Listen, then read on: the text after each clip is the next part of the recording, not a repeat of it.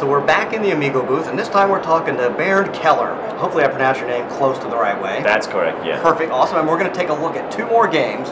And the first one, just go ahead and laugh now because there's no way to prevent it. The name of this game is On the Nuts. So with a name like that, we can only assume that there's going to be some zanias. Bernd, I'm going to let you take it away and show us how to play On the Nuts, kind of. Well, the main theme is you wouldn't guess it nuts.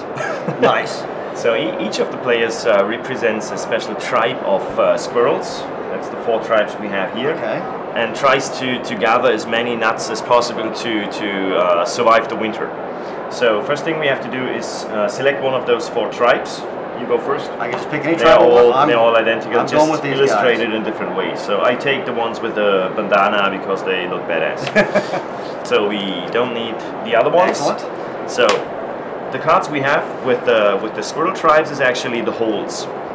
That's where we try to store the nuts. Okay. They come in different sizes. We have small ones for only 2 nuts and the big ones for up to 6 nuts. The bigger the hole is, the more points it gets if you get it filled up. If you don't get it filled up, you just get 1 point per nut. So you get some points, but not as many as possible. So at the beginning of the game, you have a few nuts on the forest already, and you get to get 1 nut basically as a gift for free at the beginning. You have to put that nut in a hold. Okay. So you have to choose already which one to take. Which one to start? Just take a 2 for the beginning. Okay. Pop a 2 and we're good. I have stacked the deck correctly, so I started with the Joker nut. Joker nut has a few benefits I'm going to explain a little bit later. One of the benefits is I don't have to put it in a hold sooner than necessary. So I can basically when it needs to go in. Yeah, last chance, put it in, fill up the hole, make it safe, and that's it. So during the game, you have to roll the dice quite often. You have 1 green and 2 white ones. Okay. You go first. Okay. You roll all 3 dice. There we go. And now you have to choose either. You have to take the green one and 1 of the white ones. Okay. So you would either have to take the 7 or the 5. Okay. Then you after you decide the number, you take 1 of your squirrels and put it on the corresponding field on the bottom of the forest. So if I chose the 7, I would plop him right there. On the 7. Right on the 7. Okay. And then you would have to choose, yeah, I go on, or no, I stop. It's got to push your luck element to it. Exactly, because if you end up with a roll of 7 and 7 and are not able to put another squirrel on the same field, and each field is only big enough for 1, gotcha. You bust.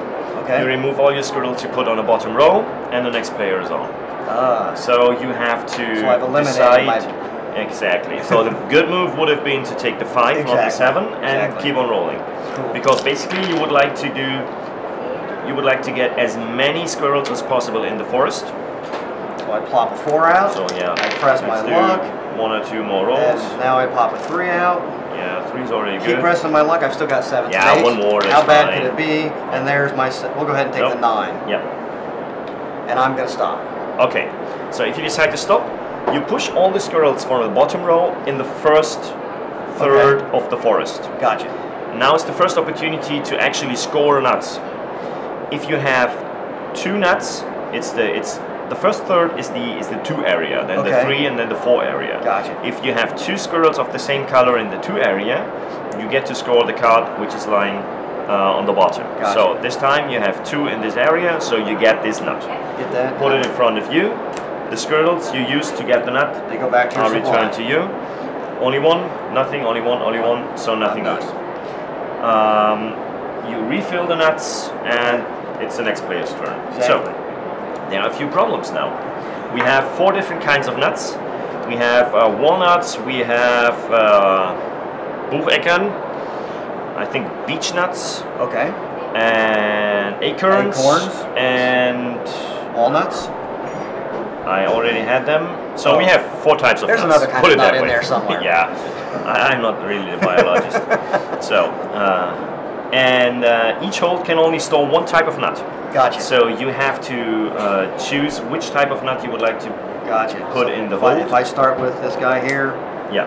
You already started with the acorn in that hold. Exactly. So that hold is basically locked for acorns. Gotcha. And if you end up with a beech nut next time, you have to start another hold. Cool. As soon as you fill the hold, you discard the cards and turn it over, because there is the same hold, just illustrated completely filled. Nice. And with the points with the on the point bottom. values on it. Big bidder. So cool. So my turn. That's an 8 or a 5. Let's say 5. That's a 12. Oh, yeah. Perfect. Pretty rare that you're going to get over there. 8. And I think that's already enough to explain. Let's take the 9. So I decide to stop. Okay. So I move all my squirrels in the first area, and now again I try to check each square if there's going to be points for me. This one, I get the beech nut, put it in front of me, have to move it in a hold. Choose this one, doesn't really matter at the moment. I remove my squirrels and I push every squirrel from another player onto the next area. So this area is combined from those two, but you need 3 squirrels in order to score. If you score there, you however have the chance to pick one of those. Oh, okay. You're not limited to only one, but you have the choice. I like that. I thought it was going to be really tough, super tough, but if you combine on the sides and then you recombine up here, awesome. Same goes here.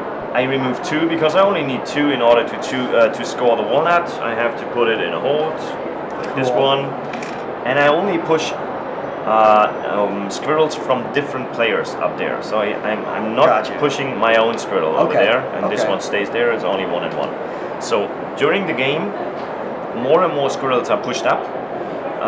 If the squirrels end up in the 4 area, they are no longer pushed. Only if you end up with 4 of the same color, you have the choice of any of the 4. Excellent. And basically each turn you have to decide, I'm going to push my luck, or I would like to get this one, for example. Or I can say, okay, I have a black one there and there, so I need only 1 8 or a 9 and 1 10, 11 or 12 in order to get both cards. So it's a lot of dice rolling, but it's actually quite a bit of strategy involved. Absolutely, It's a really fun game. The way the numbers are laid out, the numbers are the hardest to roll. You've combined to give you a good chance for them to be fairly equitable to the other guys. And if you told me, I've forgotten already, that the end of the game is triggered if this stack is empty. So the nuts are filled up. You go through all the nuts and then it's over. Doesn't get any better than that. Very easy. There's one more thing I didn't explain yet. That's David the raccoon. It's the racious raccoon. Okay. This one is an evil creature. He steals nuts. So if you end up scoring, that's why we have the raccoon at the 7 area here, and that's some rather special thing. If you end up scoring a 7, you have no cards on the bottom. You have you give the raccoon to the player you stole from. You can steal from every hole which is not already filled up. Oh, wow. So I take this Saker, for example, put it in one of my own holes, and on top of that I get to choose one of the 4 on the bottom. So I get 2 cards. And push up the rest, and the stuff is basically the rest is the same. Every time you opt to roll a 7, and nope, that's every time I get to score in this area. So 2 here, 3 there. No longer over there. That's basically a general column for everything. So yeah, that is there. It's not bad enough. There's so many types of nuts, but you're stealing everybody else's nuts. And this is a family game, right? Indeed. Okay, I'm just checking. Well, this is really cool. I love dice rolling games. I love push your luck games. They're very accessible to a lot of different type of players. And when you can come up with new, fun, creative ways to kind of give that push your luck feeling, this is always pretty tense, but come up with fresh, new ideas around it. This is really fun. Thank you very much. So let's go ahead and let's clear this guy off, and then we have a pretty special game that we need to talk about, and the newest version of that guy. Dun dun dun. So we're going to finish up our time here at Amigo with a classic, the newest version of this classic that is celebrating an anniversary this year, and that's Bohnanza, the bean farming game that has been a phenomenon over the last 15 years. And kind of one of the things that Amigo is doing to celebrate that is this newest version called Born to be Wild. So I'm going to throw it to Bernd to tell us about what makes this version a little different than all the other versions. Okay, here you go. Basically, Born to be Wild is a regular Bohnanza. Cool. But that would be boring. So we came up with the idea, or basically Uwe Rosenberg came up with the idea to add special abilities to the beans.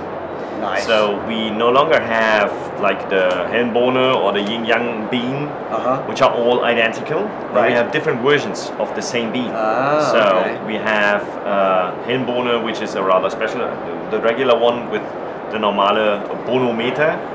But we also have so-called wild beans. Wild beans all of a sudden have some special ability on there. Okay, yeah. Special abilities can be on top of the card, like in this example with the cow bean. Gotcha. Or in the middle of the card. Well, the difference is... I've never heard of a cow bean. I don't know. There's one. There is one? Yeah. Uwe, the editor, assured me that it is all in good order, and he did his research, and everything is really the way it should be. So every bean is really there, like the helmet bean. Wow. Okay, so it's a learning game in addition to a fun bean farming game. Yeah, it should be played in school actually. I think it should be a regular topic in school. Absolutely. Yeah. Okay, so now if I collect beans, everybody knows Bohnanza, I guess. If I collect beans, I put them in front of me on the field and I stack them like that. So now if I have an ability which is on top of the card, it stays visible. Gotcha. Rather than an ability which is in the middle of the card. When I add another card to the row, it is no longer visible. So an ability is in effect as long as it is visible.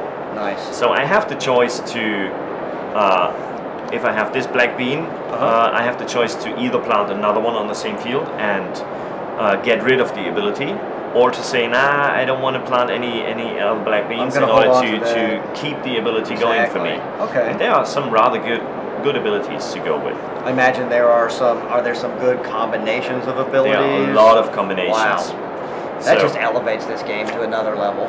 Cool. One of the new things is the an ability which, bean. Jamaica bean, which is... Yeah, man. The Jamaica bean, this one has the special ability which lists only which pictures only two beans, the Jamaica bean itself, and the Fassbohne. Gotcha. So if I have this one planted on my field, I'm allowed to plant Fassbohne there as well. Gotcha. So this field is going to continue to grow. plant either type? No. Yeah. Nice. Yeah. And the Bohnometer is always the one on top. So the Jamaica bean is a 13 bean, so you need 7 beans to get the money, and if I get the right Fassbohne on top of it, I might as well get the money rather soon. Absolutely. So I can choose that. Okay, that's neat. On top of that, I can combine it with another one to plant even more different types of beans on there. Oh. Now this would have been something if you found another one of these two types of beans that had yet another ability. Yeah. Gotcha. That's cool. They add up basically. Exactly. So we have all kinds of different abilities. The general turn structure is pretty much the same. So I have cards on my hand. I have to plant the first one. I may plant the second one. Then there's the trade phase. There's one little different thing that that I don't have to plant everything. Usually if it's your turn and you turn up the beans in the trade phase, you have to plant them or give them away. Exactly. But there's one you can give away this time, because there are so many different. And then at the end of your turn, you'll no longer draw 3 cards, but everybody gets to draw 1. Ah, nice. So because we made the experience that if you play with I don't know, 4, 5, 6 people, there are a lot of turns which you are not on, and sometimes you end up without any cards in hand because you traded quite a lot with the subsequent active players, and you don't have that many options left. So that way you get 1 card per turn of another player, so you always have options on your hand. You always are in the middle of trading. Okay, cool. So that's basically the whole difference. We have all new beans.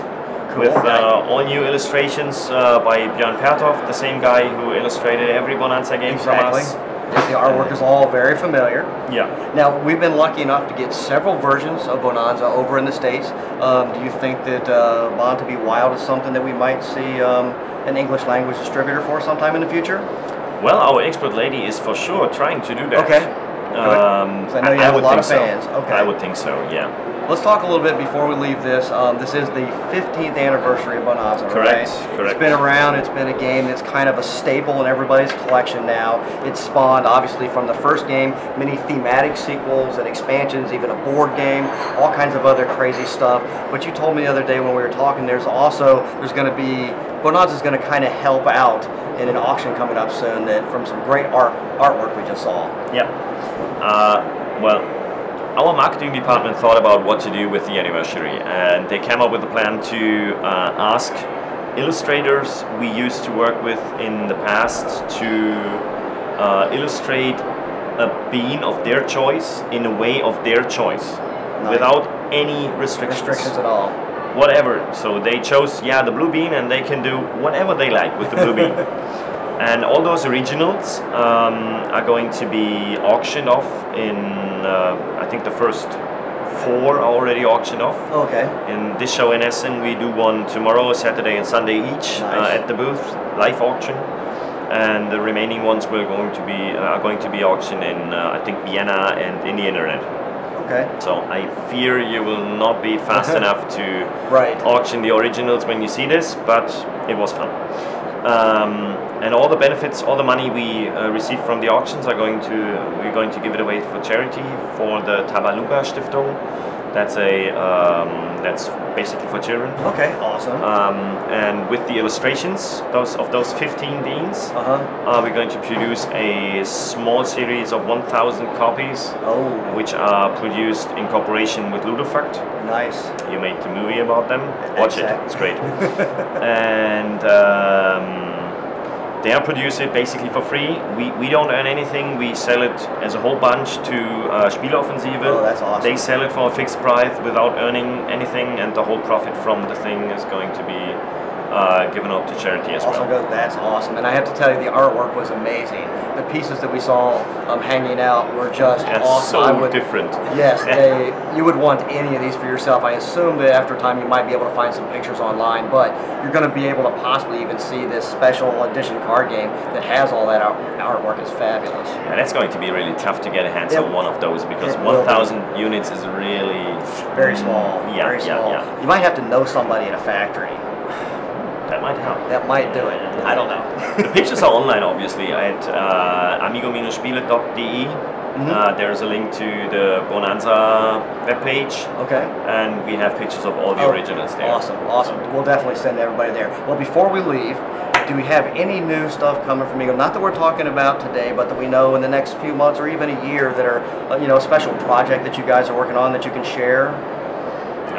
No, nothing. You're probably working on a lot of stuff, just not a lot of sharing right now, right? No, we just finished. The new games for the Nuremberg Fair in February, and after that we keep on working for the new ones for Essen 2013. Absolutely. Get any kind of a break? No. No breather at all. No, breaks overrated. Awesome. Well, Bernd, thank you very much for taking time today to talk to us and showing us these games. We'll be back next year, and hopefully you'll love to sit down and talk to us then. For sure. Absolutely. Thanks.